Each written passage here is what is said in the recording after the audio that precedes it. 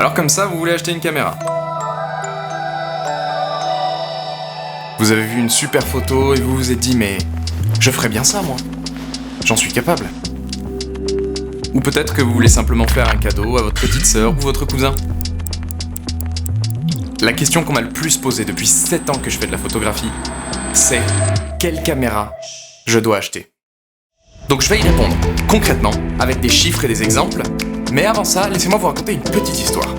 Je vous présente mon tout premier appareil photo, le Canon 400D. Introduit en 2006, il a un capteur de seulement 10 mégapixels. C'est moins que votre téléphone. Aujourd'hui, vous pouvez le trouver d'occasion pour environ 200 €. Sur le papier, il est nul.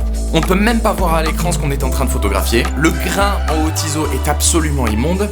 Il n'a pas beaucoup de mégapixels et je vous parle même pas du bruit qu'il fait. Mais si vous commencez à faire attention aux détails de ce que vous êtes en train de photographier, que vous êtes en train de construire une ambiance, que vous mettez en place un décor, une jolie lumière, que vous réfléchissez à l'histoire que vous êtes en train de raconter, toutes les faiblesses techniques de l'appareil n'auront plus aucune importance. Cette photo a été prise aujourd'hui avec ce Canon 400D. C'est aussi bluffant qu'inspirant.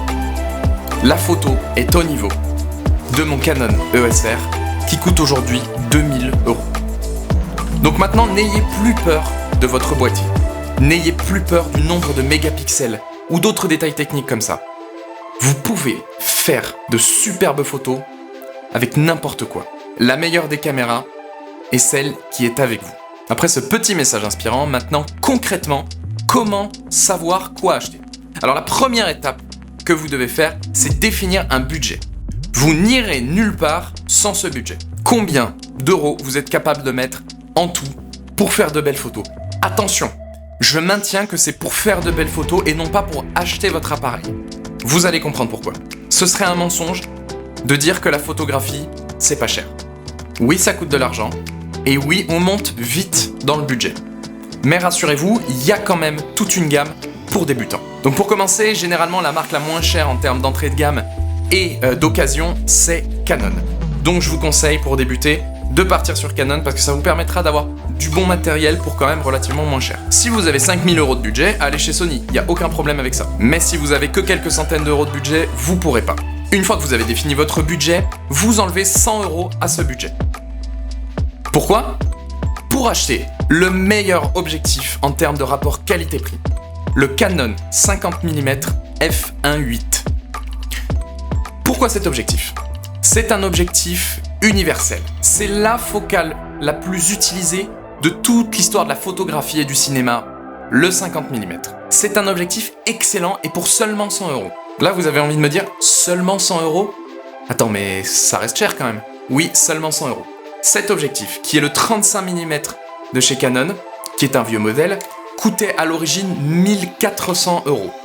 Et je vous rassure, ça va encore beaucoup plus cher que ça. Quand vous partez dans des 70-200, des zooms, vous allez aller dans les 2 ou 3000 €. Donc le 50 mm, c'est votre premier objectif. Vous l'achetez avec votre boîtier. Maintenant, il va vous falloir un objectif un petit peu à tout faire. Souvent, votre boîtier est vendu avec un objectif kit. N'achetez jamais cet objectif kit. Dans tous les cas, j'ai essayé celui de toutes les marques. Le Canon, le Sony, le Nikon, le Fuji. Bon, pas le Pentax, parce qu'il faut pas déconner non plus. Dans tous les cas, il est mauvais. Donc moi, ce que je recommande si vous êtes chez Canon, il y a le 1755 f2.8 IS. IS, ça veut dire qu'il est stabilisé. C'est un super objectif qui a une très très belle qualité d'image. Un bon piqué qui est f2.8, ça veut dire qu'il laisse entrer beaucoup plus de lumière. Et en plus, il vous donnera un meilleur flou d'arrière-plan. Donc ça, vraiment, c'est un très bon objectif de départ. Il est pas beaucoup plus cher que l'objectif kit. L'objectif kit, neuf, vous le payez 280 € environ, alors que celui-là, vous allez réussir à le trouver pour 450 €. Mais vraiment, ça vaut le coup. Maintenant, attention. Si vous vous dites, oui, mais ce budget total là que tu viens de nous donner, boîtier plus les deux objectifs, est très élevé, trop élevé pour vous, enlevez du budget sur le boîtier. On ne le répétera jamais assez, mais c'est plus l'objectif que le boîtier qui fait la qualité de votre image. Quand on parle de qualité d'image, c'est pas juste sa définition, c'est sa beauté, c'est la perspective, c'est le flou, c'est plein de choses. Et ça, c'est l'objectif. C'est pas le boîtier. Le boîtier, c'est juste un nombre de mégapixels et peut-être une plage dynamique. On ne le répétera jamais assez, l'objectif est plus important. Donc vous baissez le budget de votre boîtier et vous prenez quand même les bons objectifs que je vous conseille. Et avec ça, vous pouvez déjà faire presque une carrière, vous pouvez devenir semi-pro avec ça déjà. Mais ça vous demandera une maîtrise de votre matériel. Il y a encore énormément de photographes qui travaillent avec des vieux appareils tout pourris, mais ils s'y connaissent tellement bien que ça reste magnifique ce qu'ils font. J'espère que ce petit guide aura pu vous aider. Il a été court et bref, mais au moins vous avez compris le cheminement de pensée que vous devez avoir quand vous achetez quelque chose. Même si c'est pas ce que j'ai conseillé, ayez ce cheminement de pensée là. C'est la question qu'on m'a le plus posée. À partir de maintenant, quand on me posera la question, j'enverrai cette vidéo et je ne la répondrai plus. Et je vous ferai des bisous.